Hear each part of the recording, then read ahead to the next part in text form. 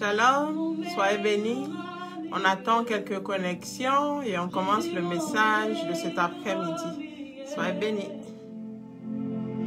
Mon meilleur ami, est-ce que tu peux lui dire ce soir, Seigneur, j'aimerais être comme toi. Oh, mon meilleur ami, Jésus, Shalom, mon meilleur soyez bénis. ami, tu es mon meilleur ami. La bête est l'oliso, louya camarade nanga, azala kalisusu camarade te. Akomana ye famille nanga, tu es mon meilleur ami. Son nom c'est Jésus, son nom c'est Jésus. Mon meilleur ami, mon meilleur ami. Jésus, mon meilleur ami. Est-ce que toi aussi tu peux dire ce soir, Yahweh, mon meilleur ami, Jésus. Amen, amen, soyez bénis. Je suis le pasteur Amandine Dapriao du ministère Jésus l'eau de vie et le thème de notre message cet après-midi, c'est la tente d'assignation et c'est la partie 6 donc de ce même message que nous avons commencé déjà il y a quelques semaines. Nous allons prendre quelques minutes et prier le Seigneur. Seigneur, nous te bénissons, nous t'élévons, nous te magnifions, nous t'exaltons. Nous te disons merci pour ce moment que tu nous permets de partager ta parole. Viens changer nos vies, Seigneur. Viens nous transformer au travers de ta parole au nom de Jésus. Amen, amen. Shalom à vous qui me suivez en ce moment, à vous qui me suivrez plus tard. Soyez bénis au nom de Jésus.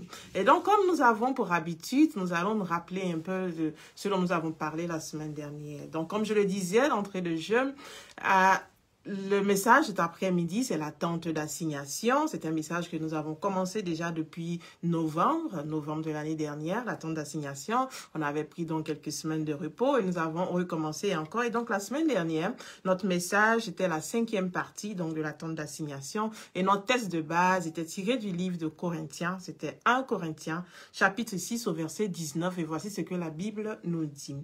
Ou bien encore, ignorez-vous que votre corps est le temple du Saint-Esprit. Alléluia, le temple du Saint-Esprit qui vous a été donné par Dieu et qui maintenant demeure en vous. Vous ne vous appartenez donc pas à vous. Alléluia. Et donc, c'était là la base donc, de notre étude sur la tente d'assignation la semaine dernière. Et donc, ce que nous essayons de faire, c'est d'actualiser donc le modèle de la tente d'assignation que Dieu avait donné donc dans le temps à Moïse pour que les enfants d'Israël justement puissent le suivre afin de venir le rencontrer. On avait dit déjà que la tente d'assignation, c'était le lieu de la rencontre, c'était le lieu donc où on venait consulter donc le Seigneur. Et nous avons vu que les dispositions donc de l'ancienne alliance, j'allais dire, relative aux différents rituels liés au temple, liés donc à la tente d'assignation, au service donc du temple, n'étaient pas abolies avec l'arrivée donc du Seigneur Jésus, avec la venue de notre Seigneur Jésus.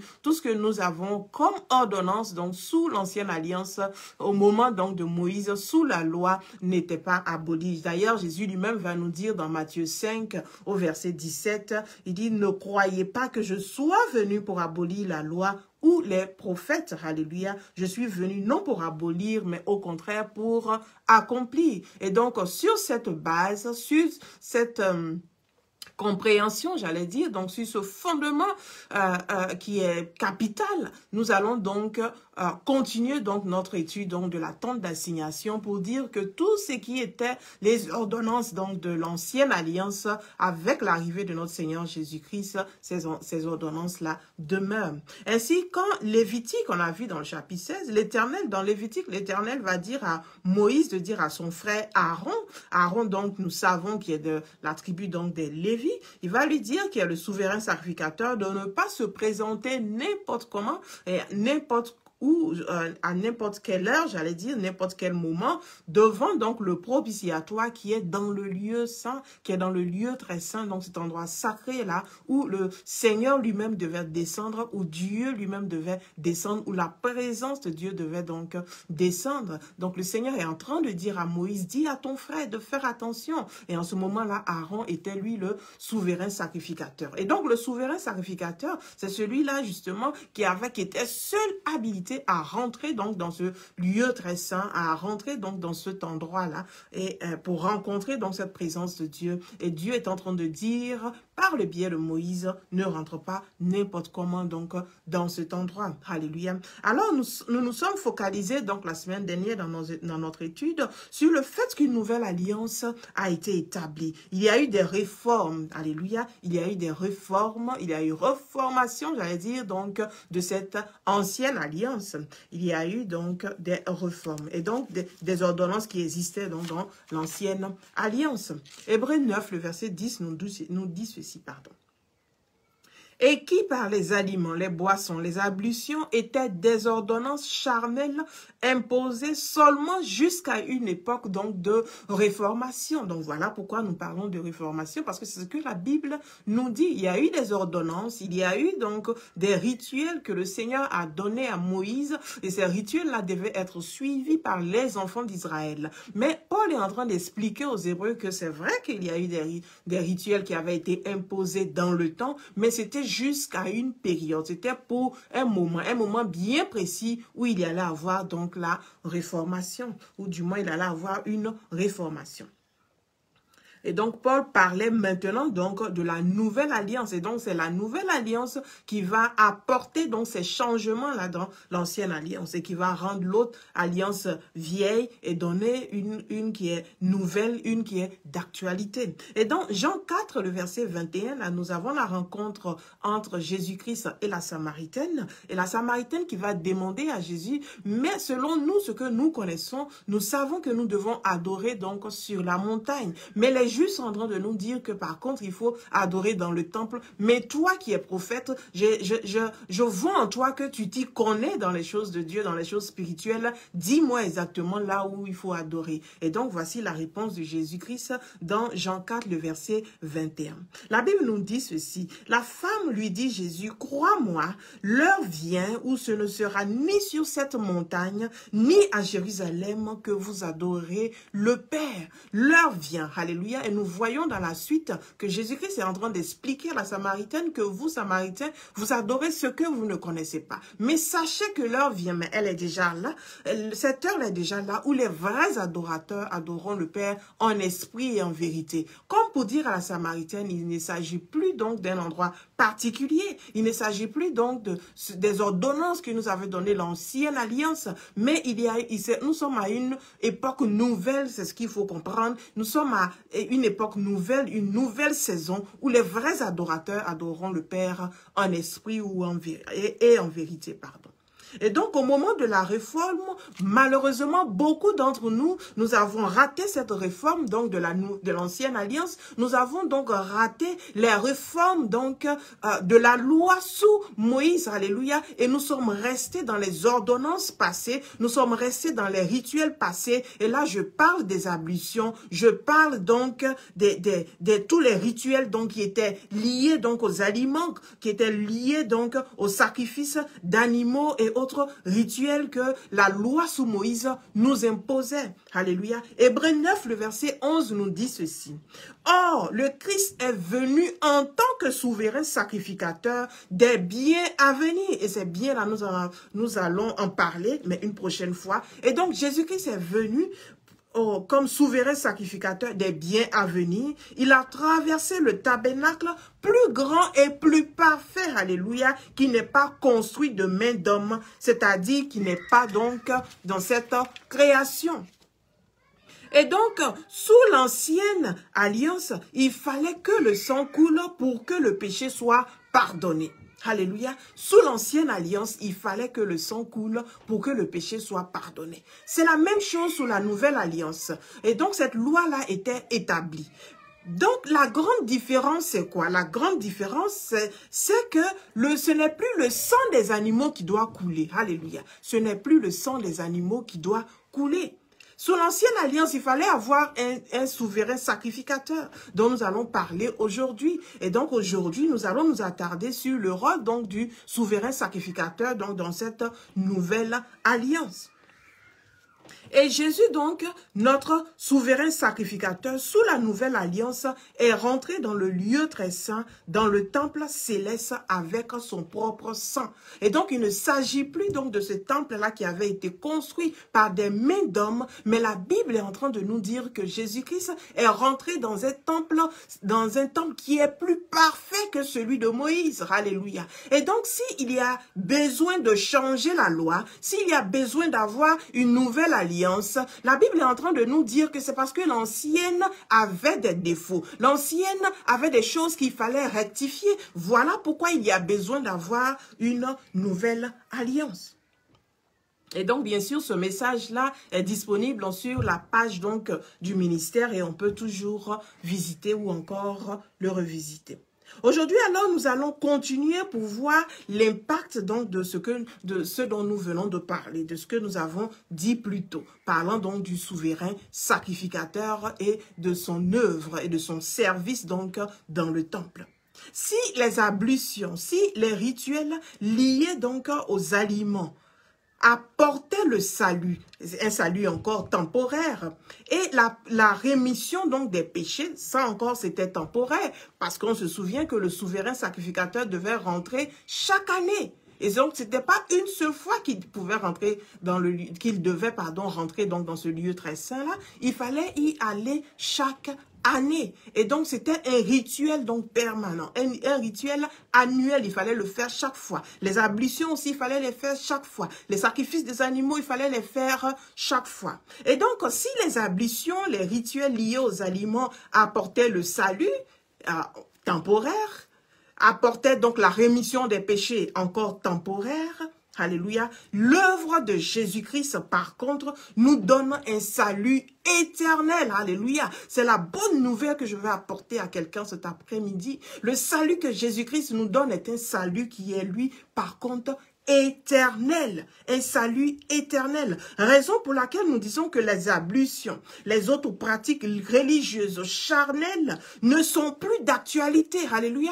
Parce que dans le temps, il fallait les faire chaque fois. Il fallait faire les ablutions chaque fois. Il fallait faire les sacrifices chaque fois. Alléluia. Que ce soit de façon journalière ou que ce soit de façon annuelle, il fallait encore les faire tout le temps. Mais la bonne nouvelle sous la nouvelle alliance, parce que souvenez-vous, je vous ai dit que s'il y a besoin de changer donc d'alliance, s'il a besoin d'avoir une nouvelle, c'est parce que l'ancienne avait des défauts qui devaient être rectifiés. Et donc, l'un des défauts qui devait être rectifié, c'est le côté donc temporaire, c'est le volet temporaire donc de l'ancienne alliance qui va nous donner la rémission des péchés, qui va nous donner le salut, mais pour un certain temps, pour un moment bien défini. Alléluia. Mais l'œuvre que Jésus-Christ apporte, par contre, c'est une œuvre éternelle. Alléluia. Sinon, s'il n'y a pas de différence entre l'ancienne et la nouvelle, pourquoi y a-t-il besoin donc de changer? Il y a besoin de changer parce que il y a des défauts sous l'ancienne alliance,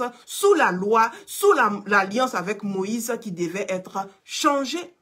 Alléluia. Et l'un de ces défauts-là, c'était le côté temporaire, répétitif, donc, des ordonnances, justement, des rituels. Alléluia. Mais Jésus-Christ, par son œuvre à la croix, Jésus-Christ, notre souverain sacrificateur, va nous donner un salut éternel. Alléluia. Et c'est là l'héritage que Jésus-Christ nous laisse, un héritage de la vie éternelle. Alléluia. Et donc, ces actes, comme je le disais, qui étaient donc journaliers ou annuels, on va dire, ont été accomplis une fois pour toutes. Oui, on a besoin des ablutions, oui, on a besoin des sacrifices, mais Jésus-Christ de Nazareth, par son œuvre à la croix, par son œuvre, par son service en tant que souverain sacrificateur, s'est acquitté de toutes ces dettes-là pour nous, une fois pour toutes. Et c'est ce dont nous avons parlé la semaine dernière. Nous nous sommes attardés sur le fait que Jésus-Christ l'avait fait une fois pour toutes. Une fois pour toutes. Alléluia. Et donc, c'est l'un des grands changements donc de cette nouvelle alliance qui nous donne la rémission des péchés. Et cette rémission-là est éternelle. Il a ainsi accompli la loi. Alléluia. Si la loi nous demande de faire des sacrifices, Jésus-Christ a accompli donc ces lois-là de façon éternelle pour nous. Ainsi, Romains 6, le verset 23 va nous dire ceci. Car le salaire du péché, c'est la mort. Alléluia. Que ce soit l'ancienne alliance ou la nouvelle alliance, la loi demeure la même. Le salaire donc du péché, c'est la mort. Mais gloire soit rendue à Jésus-Christ. Gloire soit rendue à Dieu. Car le verset continue pour nous dire ceci. Mais le don gratuit donc de Dieu, c'est la vie éternelle en Jésus-Christ, notre Seigneur. Alléluia. Nous avons par contre la vie éternelle en Jésus-Christ, notre Seigneur, par son œuvre à la croix, par son œuvre en tant que souverain sacrificateur. Acte 4, le verset 12 nous dit ceci, il n'y a de salut en aucun autre. Alléluia, je veux t'annoncer cet après-midi qu'il n'y a de salut en aucun autre, car il n'y a sous le ciel aucun autre nom qui a été donné parmi les hommes par lesquels nous devions être sauvés. Le nom de Jésus-Christ est le seul nom qui mène au Père. C'est le seul nom qui donne la vie éternelle. Alléluia. Si par le passé, les ablutions et les rituels liés aux aliments et tous les sacrifices et les adorations et toutes ces choses-là nous donnaient un salut, et même un salut qui était donc temporaire, le nom de Jésus-Christ, par contre, va nous donner un salut qui est parfait et éternel. Alléluia. Parfait et éternel. C'est ainsi la bonne nouvelle de l'évangile. Et pourquoi disons que l'évangile est une bonne nouvelle? Mais voici la bonne nouvelle. La bonne nouvelle de l'évangile, c'est que nous ne sommes pas sauvés par nous-mêmes. Nous ne sommes pas sauvés donc par les rituels religieux que nous suivons, mais nous sommes sauvés en Jésus-Christ. Nous sommes sauvés par notre appartenance au Seigneur Jésus-Christ, lui qui a fait un sacrifice parfait, lui dont le service est parfait. Alléluia, car il est rentré dans un tabernacle qui n'a pas été fait de main d'homme, car nous savons que partout où il y a intervention de l'être humain, il y a automatiquement corruption. Pourquoi? Car quand Adam et Ève ont péché, le péché est entré dans le monde, et ainsi tout ce qui appartient à l'homme est obligatoirement dans le péché. Alléluia, dans le péché. Et donc ce que les hommes ont construit sur la terre, qui est corruptible, a été remplacé par un tabernacle céleste, a été remplacé par un sanctuaire céleste. Alléluia, c'est dans ce sanctuaire-là justement que Jésus-Christ est rentré. Hébreux 9, le verset 12 nous dit ceci. Il a pénétré une fois pour toutes dans le sanctuaire. Il y a offert non le sang de bouc ou de veau. C'est pas le sang des animaux que Jésus-Christ a présenté devant le Père. Alléluia. Car si le sang des animaux nous donne le salut, ce salut-là temporaire, parce que chaque année, il fallait revenir. Mais Jésus-Christ lui-même va s'offrir comme un sacrifice vivant. Alléluia.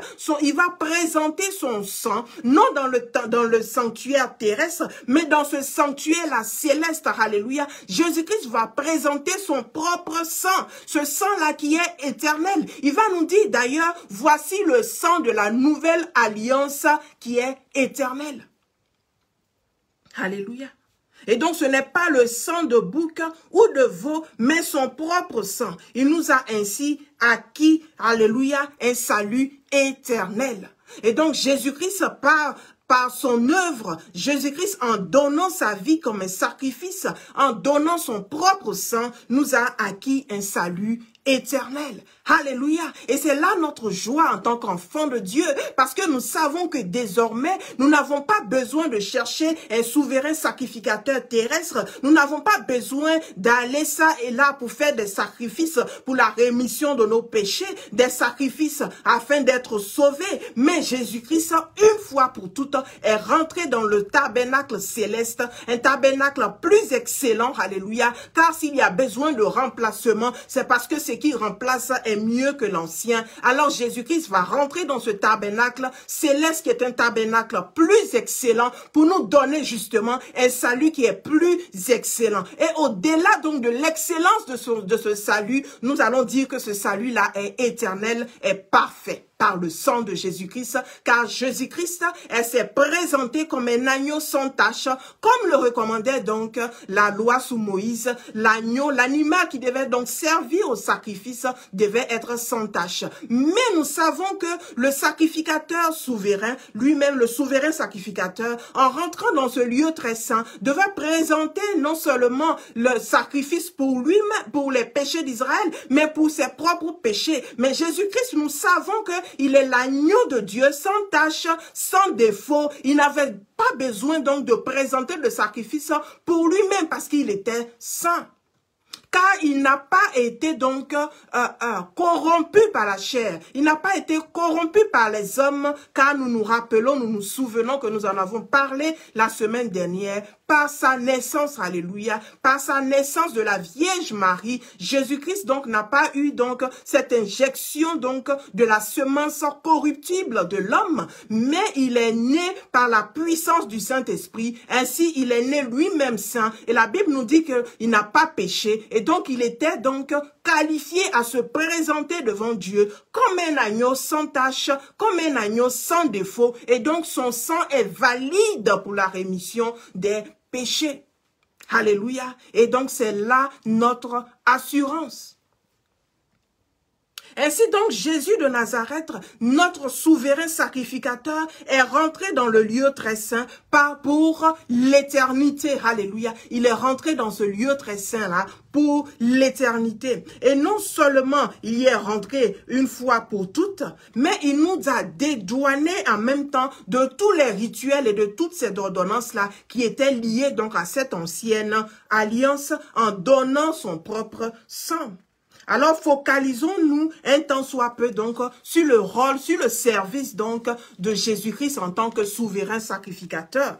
Alléluia. Et nous allons poursuivre plus tard, dans les semaines à venir, par la grâce de Dieu, avec donc le sacrifice donc du sang de Jésus, le sacrifice de Jésus-Christ lui-même en tant qu'agneau de Dieu. Alléluia. Nous avons dit qu'il y avait 5 éléments donc qui nous intéressaient donc dans ce modèle de la tente d'assignation. On avait parlé donc de la tente d'assignation dans son ensemble. Aujourd'hui, nous allons nous attarder un peu donc sur le souverain sacrificateur et son rôle. Nous avons déjà parlé donc du lieu secret, donc ça fait déjà 3 éléments. Nous allons encore parler donc plus tard du sacrifice et nous avons aussi dit que le 5e élément c'était donc les tablettes. Ces tablettes-là de la loi qui se trouvaient donc dans le coffre. Et ce coffre-là se trouvait dans le lieu très saint, dans le lieu que nous avons appelé le lieu secret. Alléluia. Là où la présence de Dieu descend, mais qui devait être à l'abri des regards des gens. Alléluia. Parce qu'on se souvient, le tabernacle avec ce modèle-là, où il y avait le parvis, où tout le monde pouvait voir. Et le temple en lui-même était divisé donc en 2 par un voile. Et de l'autre côté, donc, se trouvait le lieu secret, là où se trouvait donc ce coffre-là de l'Alliance de l'Éternel. Et c'est dans le coffre que se trouvait donc les tablettes de l'Alliance. Nous allons en parler donc une autre fois, donc si la grâce de Dieu nous le permet. Alléluia. Et donc, comme je disais, nous allons parler un tant soit peu du souverain sacrificateur et donc sous la nouvelle alliance. 1 Chronique 23, le verset 13 nous dit ceci. Aaron fut mis à part à titre définitif, de même que ses descendants pour s'occuper donc du lieu très saint. Alléluia. Il devait présenter au Seigneur les offrandes de parfum, accomplir donc le service divin et prononcer la bénédiction donc au nom du Seigneur. Ainsi, seul Aaron et ses descendants pouvaient prétendre faire donc le service, alléluia, dans le lieu très saint. Nous avons dit que dans le lieu saint, justement, la deuxième partie du tabernacle, qui était donc divisée par le voile dans le lieu très saint, les autres prêtres pouvaient rentrer. Mais pour rentrer dans le lieu très saint, il fallait être souverain sacrificateur, mais pas n'importe quel souverain sacrificateur. Il fallait être de la lignée donc d'Aaron, alléluia. C'est vrai qu'ils étaient tous lévites, mais pour rentrer dans le lieu très saint, il il fallait donc être le souverain sacrificateur cette année-là. Et nous pouvons le voir donc dans Nombre 8. La Bible nous donne donc les instructions donc sur le service donc des Lévites. Alléluia. Il fallait donc être un Lévite pour être sacrificateur et faire le service pour faire le service, pardon, il fallait être dans le lieu très saint, il fallait être un souverain sacrificateur, donc un descendant donc d'Aaron. Mais voici ce que la Bible nous dit. Nous voyons dans Hébreux 8, lisons le verset 7. Il dit, en effet, si la première alliance avait été sans défaut, il n'aurait pas été question donc de la remplacer par une seconde. Et donc, qu'est-ce que nous dit cette première alliance, cette ancienne alliance? Il fallait être de la tribu donc de Lévi. Et il fallait être descendant donc d'Aaron pour être souverain sacrificateur. Et donc, si Dieu a vu le besoin donc de changer ou de mettre à jour, alléluia, l'alliance, d'actualiser donc cette alliance, c'est parce que l'ancienne avait des défauts. Aaron et ses fils et le reste donc de la tribu donc des Lévis et tous les êtres humains d'ailleurs, alléluia, ce n'est pas donc limité à Aaron et ses fils, tous les êtres humains d'ailleurs ont un problème, alléluia, donc ce problème de péremption et la date de péremption. On va dire que on va tous expier à un moment donné, on va tous mourir. Et donc, c'était le problème donc des souverains sacrificateurs, c'est qu'ils finiront par mourir. Et donc, chaque fois, il fallait donc avoir un nouveau souverain sacrificateur. Mais Jésus, avec le Seigneur Jésus, ce problème-là n'existe pas puisque lui est éternel. Et donc, son œuvre, son service dans le temple, et ce temple céleste-là qui est éternel, qui ne peut d'ailleurs pas être détruit par les hommes, parce que souvenons-nous, nous en avons déjà parlé, le temple lui-même sur la terre ici déjà avait été détruit, alléluia, plusieurs fois. Et donc, nous disons que Jésus-Christ étant rentré dans un temple qui est lui céleste, il n'y a pas moyen que ce temple-là soit détruit. Ça, c'est un. Et de deux, Jésus-Christ lui-même étant éternel, son service est éternel. Et donc, l'héritage qu'il nous donne est éternel. Alléluia. Alors que le souverain sacrificateur, qui était donc un humain, soit il mourait, alléluia, chaque fois, il fallait donc chercher un autre, il fallait donc chercher à le remplacer, alléluia. Et donc, son service ne pouvait pas être éternel. Et ce qu'il nous offrait, justement, ne pouvait pas être éternel, car on ne peut donner que ce qu'on a, et lui ne pouvait donner un service éternel. Ainsi, il n'y a pas besoin donc de revenir chaque année. Pourquoi? Parce que Jésus-Christ, une fois pour toutes, est rentré dans le sanctuaire. Alléluia. Et à jamais, il fait le service donc pour nous. Romains 8, le verset 33 nous dit ceci. Qui accusera les élus de Dieu? C'est Dieu qui justifie. Parce que le souverain sacrificateur devait entrer dans le lieu très saint et plaider pour le peuple. Alléluia. Donc son service devait être un service donc pour plaider pour le peuple. Il devait donc travailler pour les enfants d'Israël, si on peut le dire ainsi, et donc plaider pour le peuple en présentant donc ce sang-là des animaux. Sinon, le peuple serait accusé de quoi? De leurs nombreux péchés. Et donc, chaque fois qu'il rentrait dans ce lieu très saint, il présentait donc le sang des animaux et le péché donc était épongé, effacé. Le péché était remis encore pour une année. Donc, si ce service-là n'est pas fait, dans ce cas, les enfants d'Israël sont accusés. Alléluia. Mais la Bible nous dit ceci. Qui accusera les élus de Dieu? Ceux-là qui sont avec Jésus-Christ, ceux-là qui ont accepté Christ, justement, les élus de Dieu,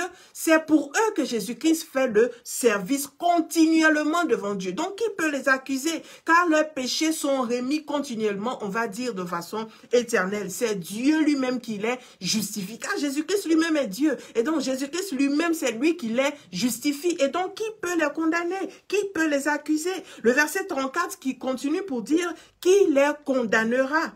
Christ est mort, mais bien plus, il est ressuscité, il est à la droite de Dieu et il intercède pour nous. Et donc, la mission d'intercession de Jésus-Christ ne s'est pas arrêtée. Alléluia. Nous avons dit qu'il est rentré donc dans ce tabernacle céleste. Et donc, quand il est rentré dans ce tabernacle céleste, il va continuer son rôle de souverain sacrificateur. Car souvenons-nous, le souverain sacrificateur devait rentrer dans le lieu très saint, présenter donc le sang des animaux afin donc d'obtenir la rémission donc des péchés du peuple et il devait ressortir. Mais Jésus-Christ par contre, lui, il est resté dans le lieu très saint. La Bible nous dit que éternellement, il est à la droite de Dieu, en train donc d'intercéder pour nous. Alléluia. Ainsi, le souverain sacrificateur avait pour mission de rentrer dans le lieu très saint avec le sang des animaux pour plaider, intercéder en faveur du peuple et pour lui-même. Alléluia.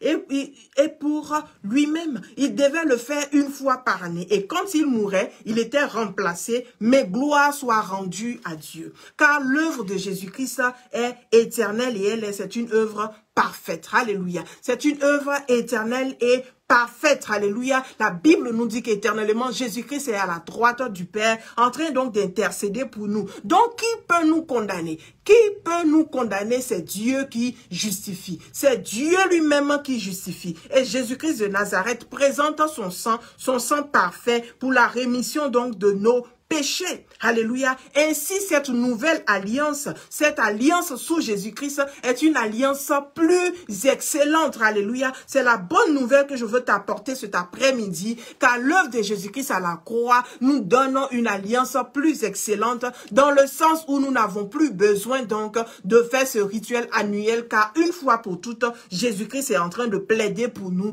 Ainsi, nos péchés sont éternellement effacés, nos péchés sont éternellement épongé. Alléluia. Gloire à Dieu. Hébreux 7, le verset 7, on va lire le verset 23. Hébreux 7, lisons le verset 23. La Bible nous dit ceci. De plus, il y a eu des sacrificateurs en grand nombre parce que la mort les empêchait d'être permanents. Et donc, comme je le disais, chaque fois, il fallait changer les souverains sacrificateurs. Pourquoi? Parce que la mort les empêchait d'être permanents. Alléluia. Mais la grande différence, c'est que nous, notre Seigneur, le Seigneur Jésus-Christ, est rentré auprès du Père de façon éternelle. Mais le verset 24, donc, Hébreux 7 nous dit ceci. Mais lui, parce qu'il demeure éternellement, possède un sacerdoce qui n'est pas transmissible. Alléluia. Il n'est pas mort, donc il n'y a pas besoin de le remplacer par un autre souverain sacrificateur. Ainsi, son sacerdoce, son service à Dieu n'est pas transmissible. Alléluia. Pendant que les autres souverains sacrificateurs, chaque fois, il fallait les remplacer. Donc, le sacerdoce donc, se transmettait de père en fils, selon que tu es de la lignée donc d'Aaron. Le sacerdoce de Jésus-Christ, par contre, n'est pas transmissible. Pourquoi? Parce qu'éternellement, il est auprès du Père. Alléluia. Il est éternellement auprès du Père. Waouh, quel privilège d'être enfant de Dieu, de savoir que Jésus-Christ éternellement plaide pour nous. Le verset 25 continue pour dire, c'est aussi pour cela qu'il peut sauver parfaitement ceux qui s'approchent de lui par, ceux qui s'approchent de Dieu par lui, étant toujours vivants pour intercéder en leur faveur. Ça, c'est un verset important, un verset clé. Si on n'a rien retenu de ce dont nous avons parlé cet après-midi, nous devons retenir ceci, que nous sommes sauvés parfaitement par Jésus-Christ. Alléluia. Et comment être sauvés? Nous devons donc nous rapprocher de Dieu par Jésus-Christ seul, car c'est lui qui est pour toujours vivant et pour toujours en train d'intercéder pour nous. Alléluia. Et donc, si tu te poses la question, mais comment bénéficier de ce sacerdoce parfait? Comment bénéficier de cette nouvelle alliance qui est plus excellente que l'ancienne alliance, qui nous demandait les ablutions, qui nous demandait des rituels, qui nous demandait des sacrifices? Comment se mettre sous sous cette nouvelle alliance, j'allais dire? La réponse est toute simple. Nous devons nous approcher par Dieu, mais en Jésus-Christ. Nous approcher de Dieu, pardon, par Jésus-Christ. La Bible nous dit qu'il n'y a de salut en aucun autre, et nous l'avons lu. Il n'y a de salut en aucun autre, car il n'y a aucun autre nom qui a été donné sur la terre qui peut sauver. Le seul nom qui peut nous sauver, c'est le nom de notre Seigneur Jésus. Alors, si nous voulons bénéficier de ce salut éternel, il est capital, il est impératif, il est primordial de donner notre vie au Seigneur Jésus-Christ en confessant de notre bouche, alléluia, que nous croyons qu'il est le Fils de Dieu et en confessant donc de notre bouche, en le croyant vraiment de notre cœur. Ainsi, nous serons sauvés. Alléluia. Et on continue dans le verset 26 pour dire que il nous convenait en effet d'avoir un souverain sacrificateur comme lui, qui est saint, innocent, sans tache, séparé des pécheurs et plus élevé même que les cieux. Le verset 27 dit qu'il n'a pas besoin, comme les souverains sacrificateurs, d'offrir chaque jour des sacrifices, d'abord pour ses propres péchés, ensuite pour ceux du peuple. Pourquoi? Parce que lui-même est saint. Il n'avait pas besoin donc de faire ce rituel-là tous les jours pour présenter ses sacrifices. Non, Jésus-Christ a accompli toutes ces choses-là, alléluia, en se donnant lui-même, alléluia, car il est saint, innocent, sans tache, séparé donc des pécheurs. Car ceci, il a fait une fois pour toutes en s'offrant lui-même. Et le verset 28 nous dit, en effet, la loi établit souverain sacrificateur des hommes sujets donc à la faiblesse. Alléluia. Les fils d'Aaron, d'ailleurs, on va voir, la Bible nous a dit même que les fils d'Aaron eux-mêmes ne savaient pas faire le service. Ils sont eux-mêmes morts. Alléluia. Et donc, il y avait des faiblesses dans ces souverains sacrificateurs-là sous l'ancienne alliance. Alléluia. Et donc, si le souverain sacrificateur lui-même à cause du péché va mourir, mais qu'est-ce qui va devenir donc de ce peuple-là qui compte justement pour la rémission de leurs péchés, qui compte sur ces souverains sacrificateurs? Mais gloire soit rendue à Dieu, alléluia, qui voyant donc ces défauts de l'ancienne alliance, va nous amener le Seigneur Jésus et va faire une réforme, alléluia, de l'alliance et nous donner cette nouvelle alliance. Cette fois-ci, le souverain sacrificateur, c'est Jésus-Christ lui-même, sans tache, sans défaut, séparé donc du péché, qui n'est pas donc soumis donc à la faiblesse de la chair. Mais la parole du serment qui a été fait après la loi établit le Fils, établit Jésus-Christ qui est parfait donc pour l'éternité. Alléluia. Et donc sous l'ancienne alliance, on devenait souverain sacrificateur donc par filiation. Il fallait être enfant d'Aaron. Alléluia. Mais Jésus-Christ va devenir souverain sacrificateur. La Bible nous dit par serment, par la parole de Dieu lui-même, par un décret donc de Dieu lui-même, un décret divin. Alléluia, par un décret divin. Et donc, Jésus-Christ est rentré une fois pour toutes et il fait le service du souverain sacrificateur, donc celui d'intercéder pour nous. Ainsi, nous sommes éternellement couverts par les prières du Seigneur Jésus. Nous sommes éternellement couverts et à l'abri donc du salaire, à l'abri donc des conséquences de nos péchés, car la Bible dit que le salaire du péché, c'est la mort. Alléluia. Jésus-Christ n'est pas venu pour abolir cette loi. Le salaire du péché, c'est toujours la mort.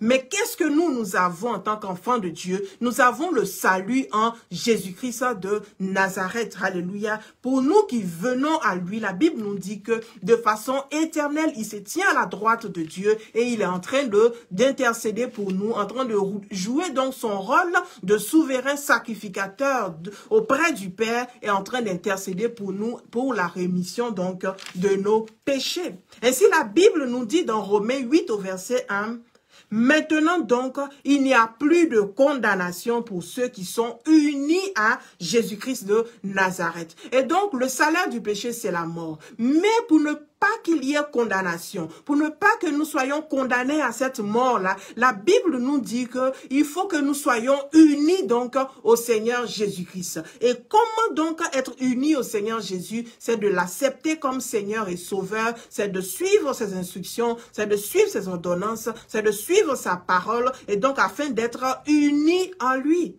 Alléluia. Et comment être unis à lui? C'est de l'accepter. Et donc, le second fait que le souverain sacrificateur donc devait être, le second, alléluia, la seconde chose, le second défaut, j'allais dire, c'est que le souverain sacrificateur devait être lui-même lévite et donc descendant d'Aaron. Et donc, le souverain sacrificateur devait être lévite, descendant d'Aaron.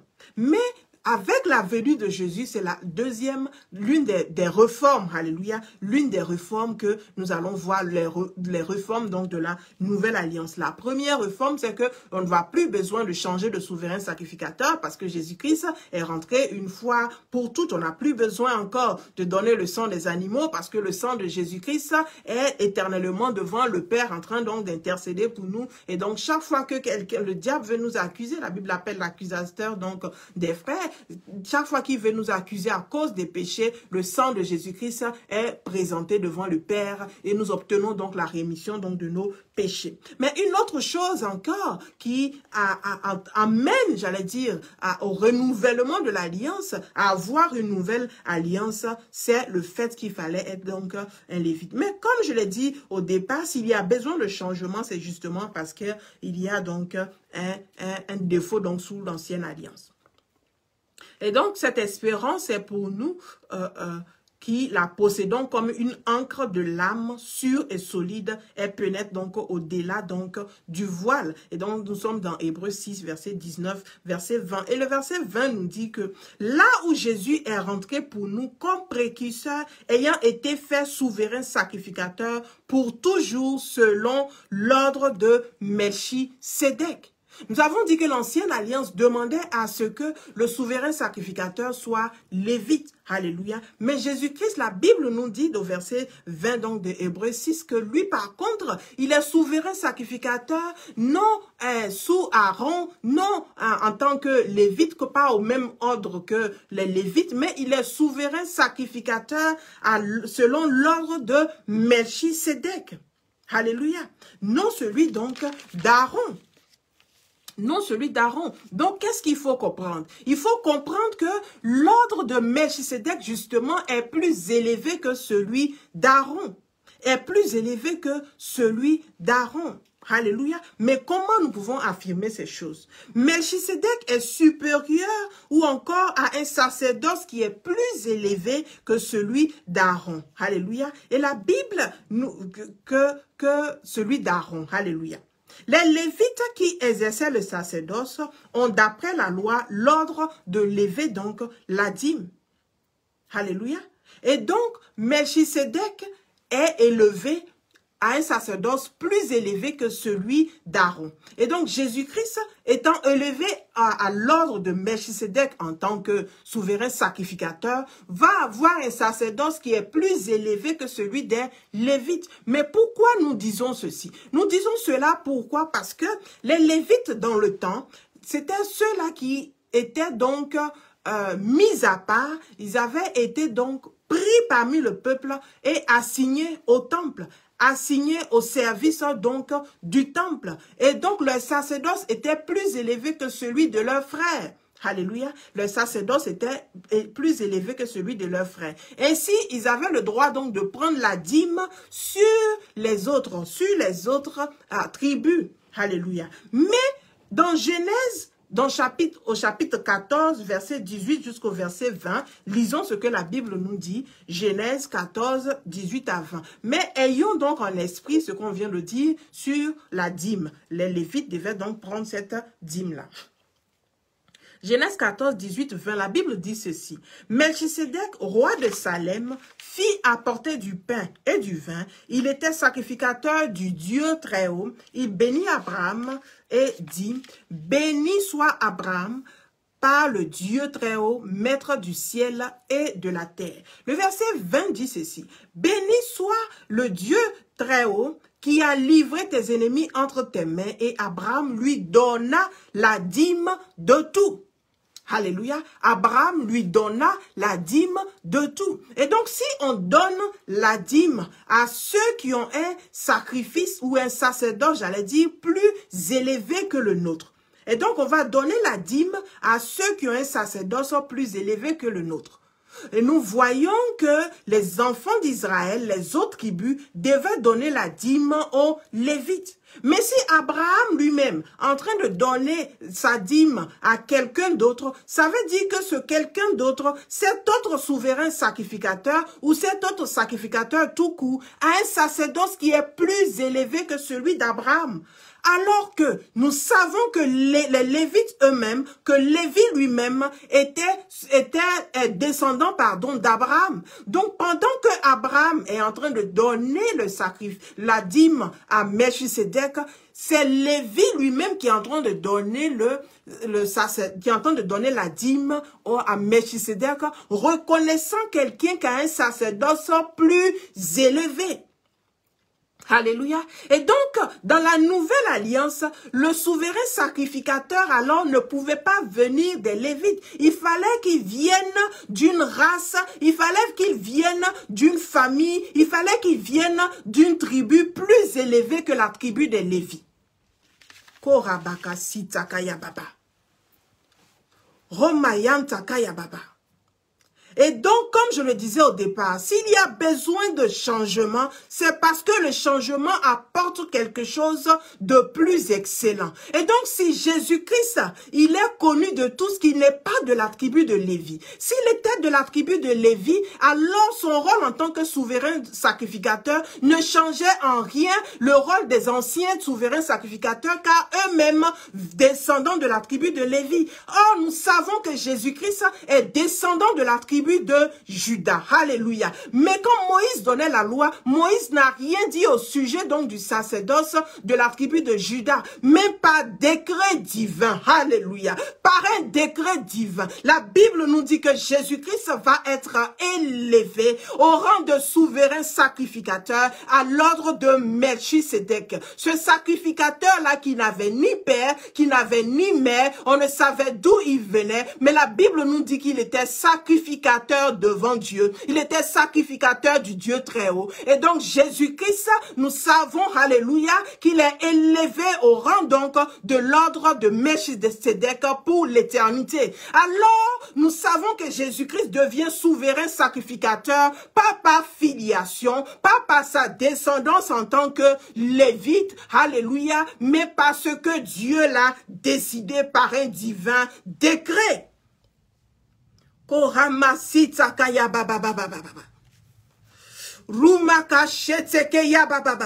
un divin qui est un décret qui est divin. Alléluia. Jésus-Christ de Nazareth a été élevé au rang donc de souverain sacrificateur de l'ordre de Melchisedec. Et donc quand Abraham va se présenter devant Melchisedec, la Bible nous dit que Lévi était déjà dans ses reins.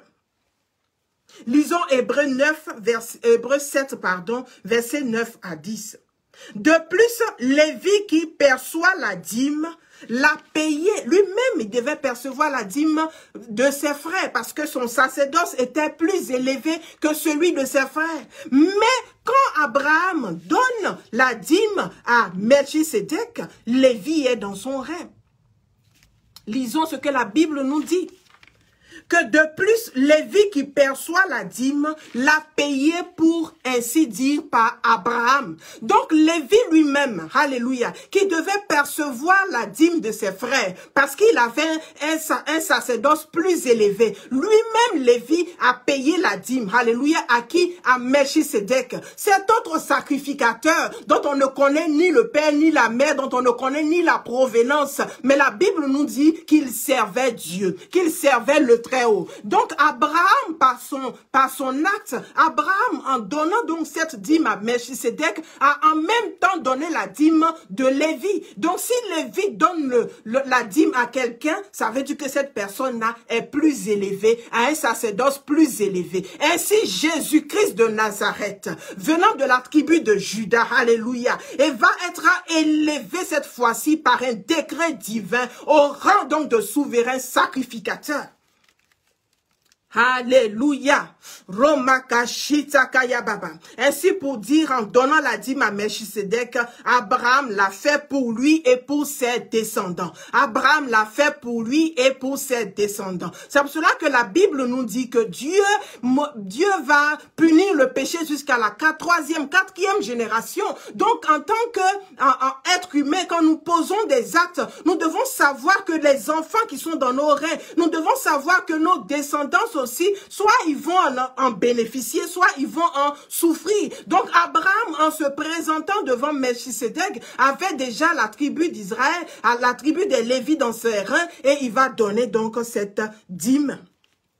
Alléluia. Donc, Lévi étant dans les reins d'Abraham a donné lui-même aussi la dîme à un sacrificateur dont le sacerdoce est plus élevé, dont le sacerdoce est plus excellent. Ainsi, notre Seigneur Jésus, dont l'appartenance à la tribu de Juda est notoire, nous savons tous que le Seigneur Jésus appartient à la tribu de Juda. D'ailleurs, on l'appelle le lion de la tribu de Juda. Alléluia. Ce n'est pas un Lévite. Il ne vient pas donc des Lévites. Mais s'il y a besoin de remplacement d'alliance, ça veut dire que la nouvelle alliance est supérieure à l'ancienne. Alors Lévi va donner déjà avec Abraham la dîme à un sacrificateur qui est plus élevé, un sacerdoce plus élevé, reconnaissant ainsi que Melchisedec avait un sacerdoce plus élevé. Donc quand Jésus-Christ de Nazareth, par ordre divin, va être élevé au rang de souverain sacrificateur à l'ordre de Melchisedec, automatiquement, son rôle de souverain sacrificateur devient supérieur à celui de Lévi. Ainsi, la nouvelle alliance nous donne d'avoir un souverain sacrificateur dont le sacerdoce est plus élevé, excellent, mais le sacerdoce est plus élevé que celui de Lévi. Alléluia. Et ce n'est plus par affiliation, ce n'est plus par filiation, mais c'est par décret divin. Alléluia. Hébreux 7, verset 6, verset 16 nous dit ceci. Jésus-Christ a été institué sacrificateur à l'ordre de Melchisedec, non d'après la loi d'une ordonnance charnelle, c'est-à-dire une ordonnance donc qui est liée à la filiation naturelle. Ce n'est pas une affaire de père en fils, alléluia. Ce n'est pas une affaire de descendant d'Aaron, Aaron lui-même qui était faible, Aaron lui-même qui était être humain, Aaron lui-même qui avait ses propres péchés. Et donc ce n'est pas une affaire de filiation, alléluia, mais selon la puissance d'une vie impérissable. Car Aaron est mort, ses descendants devaient prendre la place. Et donc Jésus-Christ de Nazareth va devenir souverain sacrificateur, pas parce que son père est mort, alléluia, pas parce que son grand-père est mort, alléluia, non, rien de tout cela. Il va devenir souverain sacrificateur par la puissance d'une vie impérissable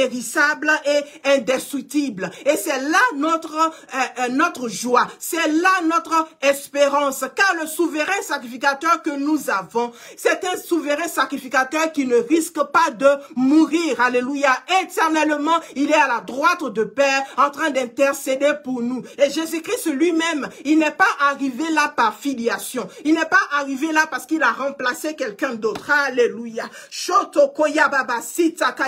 Il n'est pas arrivé là, alléluia, parce qu'il connaissait Aaron, parce qu'il avait des entrées là où dans la tribu des Lévites, alléluia. Non, pas par cela, mais il est devenu souverain sacrificateur par ordre divin. Par ordre divin. Continuons la lecture de Hébreux 7 et lisons les versets 17 jusqu'au verset 22.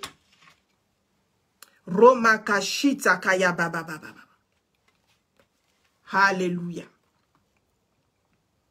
Lisons les versets 17 à 22. La Bible nous dit, car ce témoignage lui est rendu. Quel témoignage? Le témoignage de Jésus. Il dit, tu es sacrificateur pour toujours selon l'ordre de Melchisedec. Il y a ainsi abolition d'une ordonnance antérieure à cause de son impuissance et de son inutilité.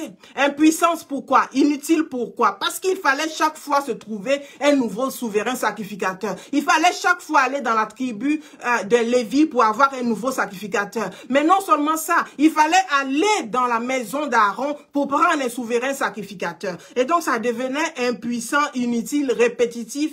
La Bible nous dit que ainsi, par la venue de notre Seigneur Jésus, qui a été établi souverain sacrificateur pour toujours selon l'ordre de Melchisedec, qui a un sacerdoce supérieur même à celui des Lévites, il y a ainsi abolition d'une ordonnance antérieure, c'est-à-dire une ordonnance passée, à cause de son impuissance et de son inutilité, car la loi loi n'a rien amené à la perfection. Alléluia. Et introduction d'une meilleure espérance. Alléluia. Car laquelle nous approchons de Dieu. Et comme cela n'a pas eu lieu sans serment. Comme cela n'a pas eu lieu sans serment, car tandis que les Lévites sont devenus sacrificateurs sans serment, ils sont devenus sacrificateurs simplement parce qu'ils étaient enfants donc d'Aaron. Alléluia. Jésus l'est devenu par serment, par celui qui lui a dit, le Seigneur a juré.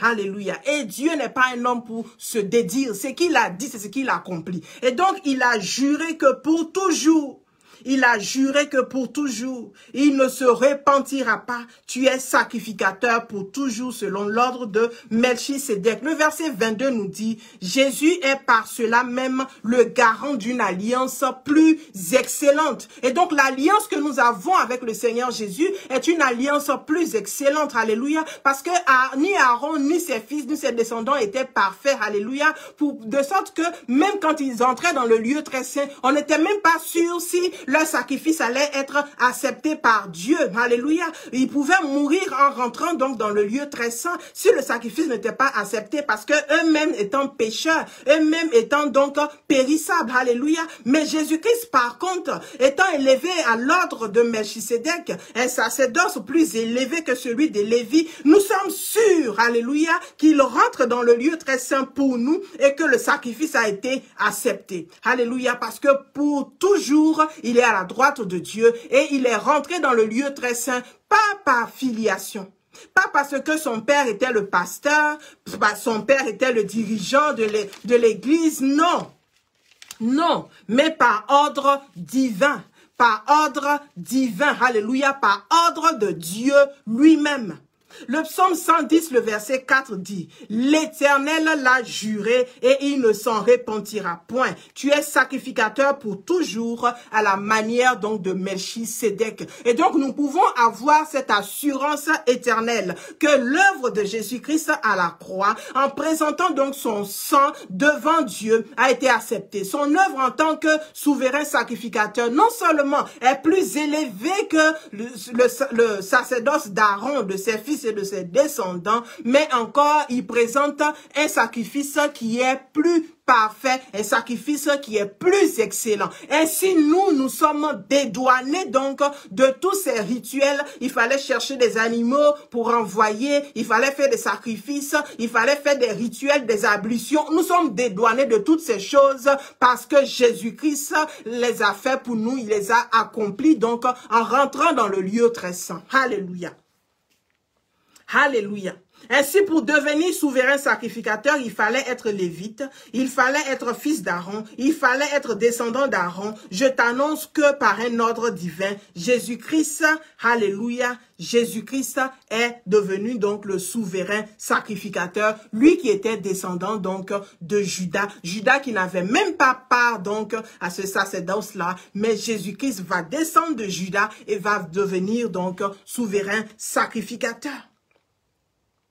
Souverain sacrificateur pour toujours. Et non seulement ça, la Bible nous dit que son sacerdoce est plus élevé, plus excellent, est plus parfait donc que celui des Lévites. Alléluia. Et moi, pour moi, cela m'encourage et cela doit t'encourager aussi. Alléluia. Même si la loi dit des choses, même si la loi dit qu'il fallait être lévite pour être souverain sacrificateur, nous venons de voir que Jésus-Christ, par un décret divin, même étant de la tribu de Juda, va devenir souverain sacrificateur. Mais non seulement ça, son sacerdoce est plus élevé, plus excellent, plus parfait, plus apprécié donc de Dieu. Je veux dire à quelqu'un que sois encouragé. Même si par filiation, tu n'as pas droit à ceci ou à cela. Peut-être que tu as déposé tes dossiers par-ci, par-là pour avoir un travail, pour avoir un marché. Mais parce que tu n'es pas le fils de temps, parce que tu n'es pas la fille de temps, les portes t'ont toujours été fermées. Je veux t'annoncer que de la même façon qu'un décret divin a été pris, afin que Jésus-Christ de Nazareth, étant descendant de Judas et non descendant de Lévi, lui qui n'avait pas droit au sacerdoce, par un décret divin, la Bible nous dit qu'il a été élevé à l'ordre de souverain sacrificateur, à l'ordre de Melchisedec. Alléluia. Je prie maintenant par la puissance de Dieu, par la puissance de Dieu, que là où les portes ont été fermées, parce que tu n'es pas le fils de celui-là ou le fils de celle-là, je prie maintenant que ces portes-là s'ouvrent et que la faveur de Dieu t'accompagne, que la grâce de Dieu t'accompagne, la puissance de Dieu te fait rentrer là où même les fils d'eux et les enfants d'eux ne peuvent même pas rentrer. Je prie maintenant de la même façon que la Bible nous dit que le service de Jésus-Christ, son sacerdoce est plus élevé que celui de Lévi, de sorte qu'il est rentré dans un tabernacle, même pas un tabernacle terrestre, mais un tabernacle céleste, afin de faire continuellement le service devant Dieu. On se souvient que Jésus-Christ, il est de la tribu de Juda. Il n'avait même pas part au sacerdoce. Mais la Bible nous dit qu'aujourd'hui où je vous parle, continuellement il est devant Dieu, dans le lieu très saint, dans un tabernacle plus excellent. Je prie dans le nom puissant de Jésus-Christ. Alors que tu as perdu ton père, alors que tu as perdu ta mère, alors que tu te sens tout seul et que les portes te sont fermées, alors que ton droit est bafouillé, parce que tu n'es pas l'enfant de celui-ci, parce que tu n'es pas de telle tribu, parce que tu n'es pas de tel groupe ethnique, je prie dans le nom puissant de Jésus que ce qui t'a été refusé hier te soit donné aujourd'hui par la puissance de Dieu, dans le nom puissant de Jésus-Christ de Nazareth, que la puissance de Jésus, la puissance de Dieu qui a élevé Jésus-Christ, descendant de Juda, au rang de souverain sacrificateur, à l'ordre de Melchisedec, que cette même puissance-là parvienne à toi maintenant pour t'élever au nom de Jésus, alors que là où même les fils de président, alors que même les princes et les princesses n'ont pas accès à cet endroit, je prie que la puissance de Dieu t'ouvre les portes maintenant, dans le nom puissant de Jésus-Christ de Nazareth. Alléluia. Romakashita Kayababa. Je veux prier pour quelqu'un qui essuie les échecs, par défaut de filiation, parce que ta mère ne travaille pas ici, parce que ton père n'est pas de là, et que tu essuies des échecs, Je prie par la puissance de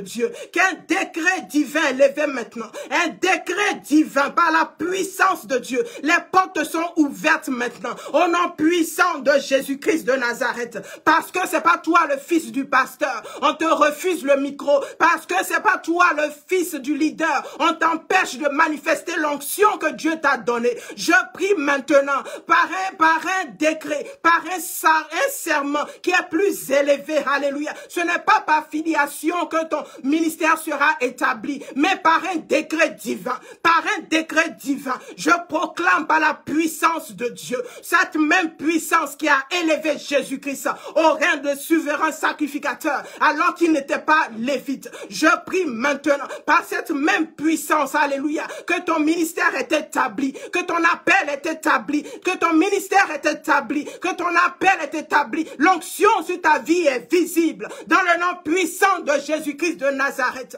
Alléluia. Les portes te sont fermées, les portes du ministère te sont fermées parce que tu n'es pas de cette tribu, parce que tu n'es pas de cette ville, parce que tu n'es pas l'enfant de celui-là ou l'enfant de celle-là. Je prie, Éternel, je prie par la puissance de Dieu. Je te prie, essuie tes larmes, car ton secours arrive,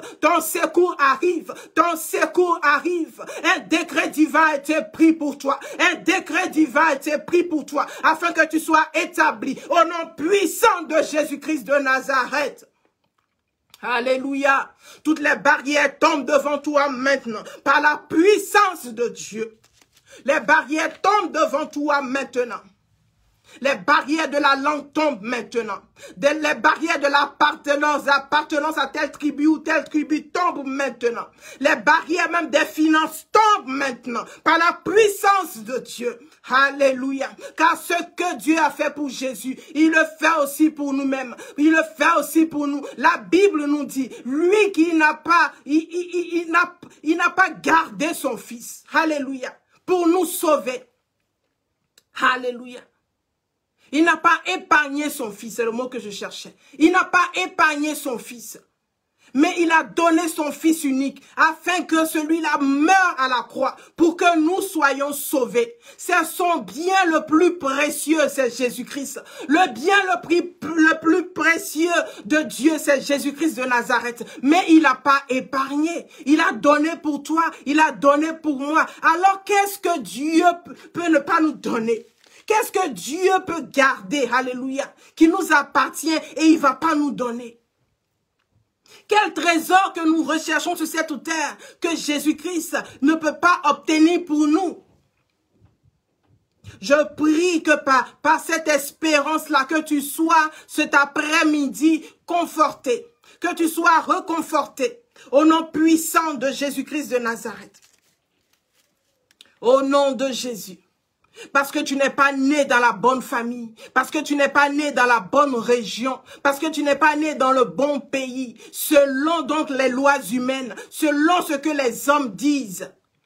Et donc ceci ou cela t'est interdit. Jésus-Christ était interdit par la loi sous Moïse de devenir souverain sacrificateur parce qu'il n'était pas lévite, mais la Bible nous dit qu'il y a eu renversement de situation. Il y a eu réforme de la loi. Il y a eu réforme de la loi. Alléluia. Et il est devenu souverain sacrificateur. Et avec un sacerdoce plus élevé. Que cette grâce-là te vienne maintenant. Je prie pour une promotion dans ta vie maintenant. Je prie pour la promotion maintenant. Dans le nom puissant de Jésus-Christ de Nazareth. Alléluia. Si par défaut donc de filiation, par défaut d'appartenance, alléluia, tes portes te sont fermées. Si parce que tu n'es pas l'enfant de ceci ou l'enfant de celui-là, les portes sont fermées, je prie que ces portes-là s'ouvrent maintenant. On se rappelle de Esther.